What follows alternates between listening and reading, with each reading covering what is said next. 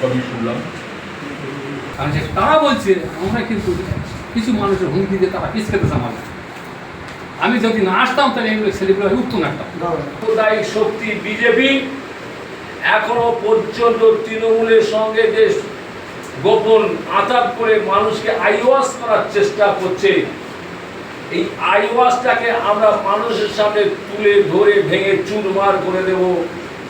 বাদুড়িয়া বিধানসভা আব্দুল দিলু তার হাত ধরে আমি কংগ্রেসটা করে 2017 সাল থেকে, কিন্তু তৃণমূল কংগ্রেসের চাপে আমরা সেটা তৃণমূল কংগ্রেসের হাওয়ায় করে যাচ্ছি।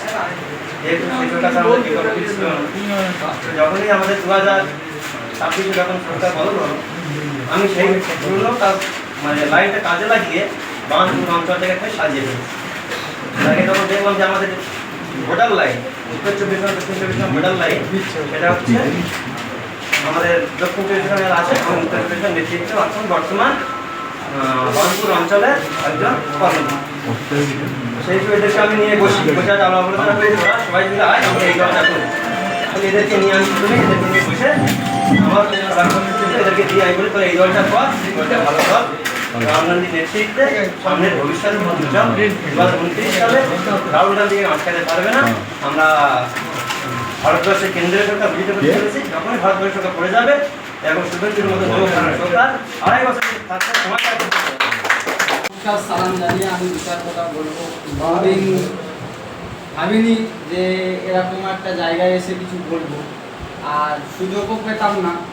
যে সরকার ছিল মোটামুটি যাদের পয়সা আছে, যাদের ক্ষমতা আছে, তারাই ক্ষমতা দেখাতো, কথা বলতো, গরিব মানুষের কথা বলতে দিত না।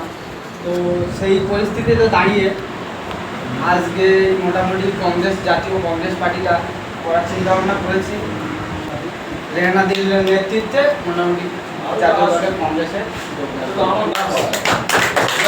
আমাদের দেউলি 1 আমাদের 86 নম্বর বুথের একটা বুথের লোক এইগুলো যে আমরা আগামী দিনে লড়বো, সব একতা হয়ে লড়তে হবে। যে আমরা জাতীয় কংগ্রেসটা করছি সব একতার সাথে করছি। যে আমরা আরও ছেলেপিলা ছিল আমাদের বয়স্ক যে বলছিল যে তোমাদের সাথে আমরা আছি, তোরা এখন যা, পরে আমরা আবার যাব। তাই জন্য হাফ লোক এখন আসতে পারিনি, শুধু আমরা এই কজনা এসেছি। কংগ্রেসটা একটা খুব ভালো একটা যেন আমরা দেখতে পেলাম যে কংগ্রেস একটা জাতীয় দল, পুরনো দল, এটা বাপ দাদারা করতো, আমরা তো জানতাম না। আমরা তো নতুন করে দেখছি যে এটা ভালো বক্তব্য দিচ্ছে করছে। রাহুল গান্ধী আমাদের অনেক বক্তব্য দিচ্ছিল, আমরা এই দিকেই আমরা জয়েন করছি। মানুষের পরিষেবা দিতে হবে, এই হচ্ছে ব্যাপার। মানুষকে ভালোবাসতে হবে, মানুষের পাশে দাঁড়াতে হবে। যে গাদ্দারি করতে হবে, সে গাদ্দারি আমাদের নীতিতে নেই। অঞ্চলটাকে আমরা হাটে এতে আনতে চাই। নেতাজিকে গুন্ডা বলা হলো কেন? বিজেপি সভাপতি জবাব দাও। নেতাজিকে গুন্ডা বলা হলো কেন? বিজেপি সভাপতি জবাব দাও।